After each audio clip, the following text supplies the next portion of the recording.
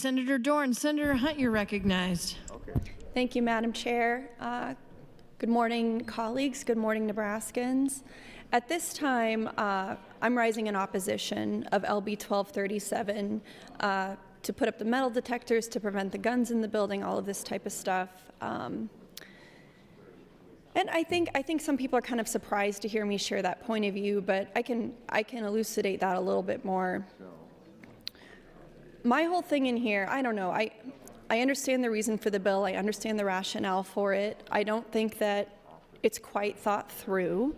I'm eager to see what version we have on select file. But what activates and motivates me in here is that I'm not afraid of Nebraskans. I'm not afraid of Nebraskans with guns.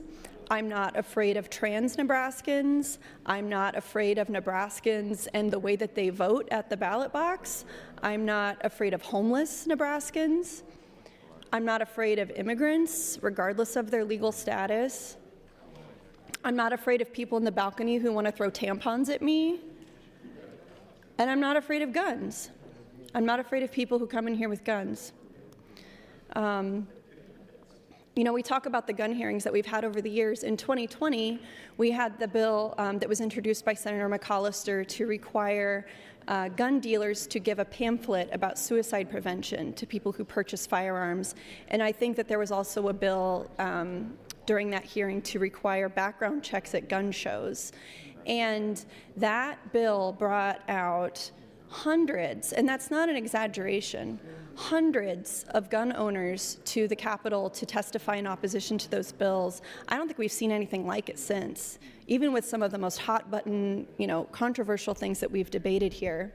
And at that hearing, there was at least one overflow room for opponents to the bill. And the overflow room was right next to my office at the time. It was one of the bowling alley offices on the first floor, as we call it. And to go in and out of my office, I had to go through a horde of, these opponents to the bill, many of them armed, many of them, frankly, I'm not stupid, many of them, frankly, acting pretty intimidating toward me. I was a proponent of those bills. And a lot of the guys, and they were all men in the hallway, holding their long guns, holding their AR-15s in the Capitol, were quite intimidating to me. They were teasing me. They were, doing this type of thing to me where they're like, acting domineering. And I was asked by State Patrol at the time, just because of the proximity of my office, if I wanted an escort at that time. And I said no to them. And to these men who were lunging at me and intimidating me in my office in 2020 around that hearing, I said, what are you going to do, shoot me? Shoot me. You won't, because you're a coward. I would never have my children embarrassed that their mother can't walk around without a gun. And that's the difference between me and those people. I'm not afraid of Nebraskans with guns. I'm not afraid of Nebraskans at all.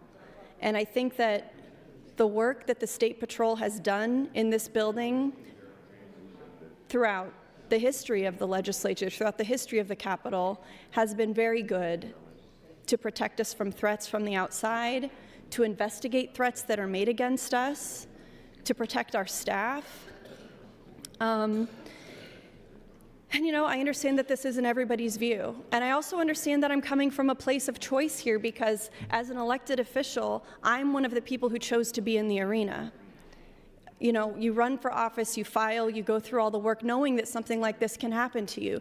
You see what happens, to Melissa Hortman, the Speaker of the House in Minnesota, who was gunned down in her home. Other instances around the country of political violence that we have seen, which is all wrong, which is all inexcusable. But in the Capitol, I trust the State Patrol to keep us safe here. I am not afraid of Nebraskans with guns. And I think that the remedy for this problem of political violence is to lower the political temperature, to stop the provocative crap, not to increase the paranoia, especially in a way that I believe will be enforced very unequally by passing LB 1237.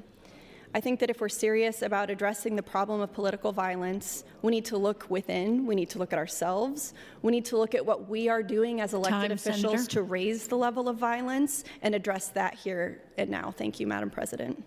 Thank you, Senator Hunt. Senator